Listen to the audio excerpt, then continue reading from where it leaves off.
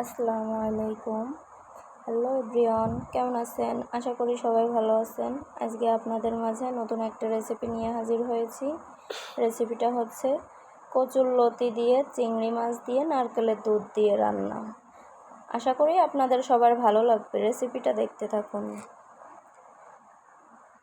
গ্যাসে একটা কড়াই বসিয়ে দিয়েছি আগে থেকেই। কড়াইটা গরম হয়ে যাওয়ার পরে চিংড়ি মাছগুলো তেলের ভিতরে দিয়ে দেব। চিংড়ি মাছগুলো ভাজা হওয়া পর্যন্ত আমরা অপেক্ষা করব।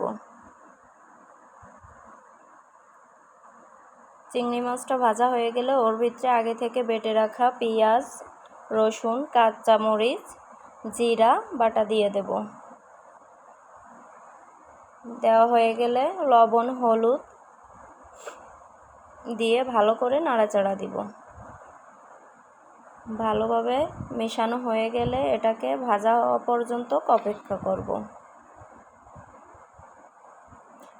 এরপর এর ভিতরে কচুরলতিগুলো দিয়ে দিব।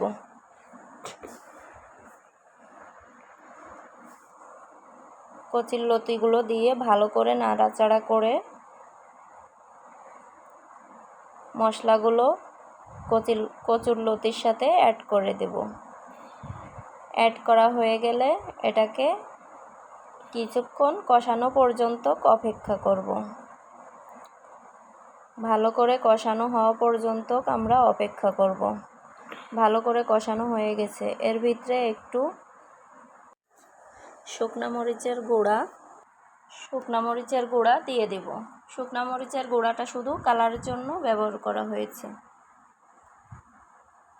এরপর আর একটু লবণ দিয়ে দিব। এবার ভালো করে এটাকে কষিয়ে নিব। কষানো হয়ে গেলে আবারও নাড়াচাড়া দিয়ে ভালো করে মিশিয়ে নিব।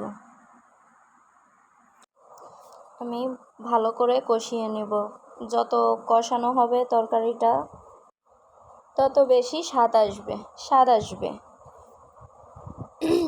কষানো হয়ে গেলে ভালো করে কষানো হয়ে গেছে। দেখেন কত সুন্দর করে এর ভিতরে নারকেলের দুধ আগে থেকে বের করে রেখেছিলাম, এটাকে এর ভিতরে অ্যাড করে দিব। এটাকে দিয়ে ভালো করে নেড়ে চেড়ে আমি তল থেকে উপর থেকে ভালো করে নেড়ে চেড়ে মিশিয়ে নেব। তারপর এটাকে 3-4 মিনিট ঢেকে রাখব।